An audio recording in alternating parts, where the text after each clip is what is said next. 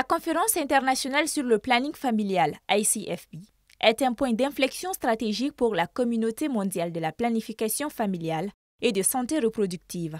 Tenue dans la ville de Pattaya, en Thaïlande, du 14 au 17 novembre 2022, cette 6e édition de l'ICFP a souligné le rôle vital que joue la planification familiale dans la réalisation de la couverture sanitaire universelle. Les pays francophones ont été fortement représentés à cette édition de 2022, notamment le Mali.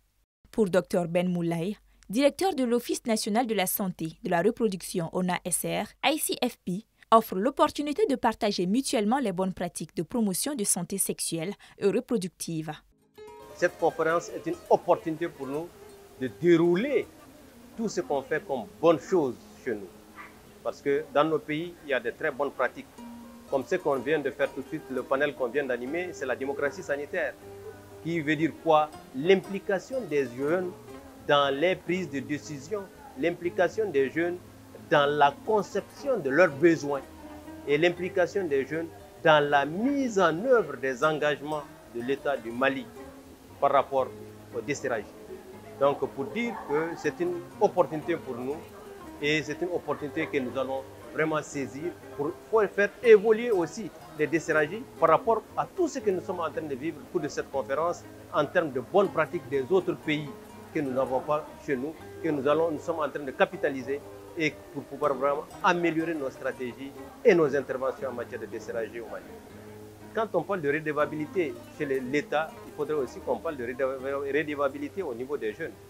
Que les jeunes aussi prennent conscience de leur rôle, que les jeunes aussi rendent compte, que les jeunes aussi participent à pouvoir changer les indicateurs.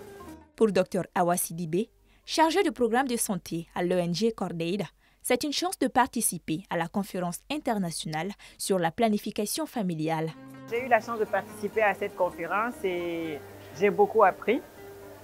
Dans les différentes séances, les conférences, les travaux, la séance avec les leaders religieux, où nous avons eu l'opportunité de parler de notre programme GLSRJ Djigia, qui travaille sur la santé de la reproduction des adolescents et des jeunes.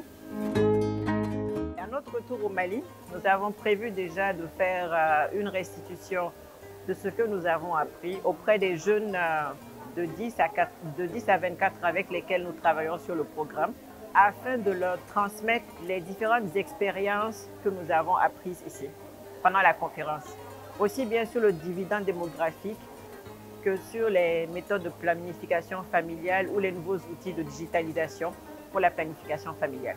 Pour qu'on puisse atteindre les différents objectifs en ce qui concerne les ODD en matière de santé de la reproduction au Mali. L'Aide du Maître, l'outil innovant du suivi des engagements du gouvernement en matière de droits en santé sexuelle et reproductive des ados et jeunes, a été fièrement représenté par sa coordinatrice. Vraiment, moi, je suis satisfaite.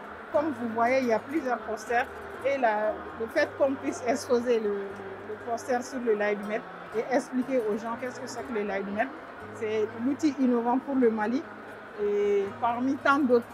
Et c'est une fierté également pour le partenariat de Ouagadougou et qu'un outil d'un pays soit vraiment exposé et que la priorité soit donnée au Mali d'expliquer ce que les jeunes ont fait, ce que l'État, avec l'État, ce que la société civile a pu donner comme résultat à travers cet outil qui fait le suivi des engagements. On montre au monde entier ce que les jeunes ont pu faire en termes de respect des engagements, parce que les résultats sont vraiment visibles. C'est tout ce que les jeunes ont fait et les jeunes ambassadeurs surtout, les jeunes de la société civile ont pu vraiment apporter à l'État en favorisant la collaboration entre l'État et les jeunes. J'interpelle le gouvernement à respecter ses engagements en matière de droits en santé sexuelle et reproductive. En plus des dizaines de panels et de présentations de posters, ICFP est aussi en ligne. Par ailleurs, un accent particulier a été mis sur le rôle que joue le secteur privé dans la prestation des services de santé. ICFP Live est une grande opportunité de pouvoir parler d'un effort qui est en train d'être mené sur le terrain et qui mérite de continuer. Donc c'est une satisfaction pour moi parce que nous sommes écoutés ici par les participants, les champions de la planification familiale qui sont là, mais aussi par ceux qui n'ont pas pu être ici à Pattaya pour la conférence ont aussi pu nous entendre. Et ce qu'il faut constater dans cette conférence internationale, c'est que Un accent particulier a été mis sur le secteur privé, le renforcement du secteur privé. Et Momentum est en train de travailler avec le secteur privé pour rehausser l'accès aux soins, l'accès aux informations et surtout pour plaider en faveur de l'importance du rôle que joue le secteur privé dans la prestation des services de santé. Parmi les 50 jeunes les plus engagés dans la promotion de la santé sexuelle et reproductive, sélectionnés à travers le monde entier, le Mali seul en avait 3, dont 2 blogueurs, tous de la communauté des blogueurs du Mali, Doniblog.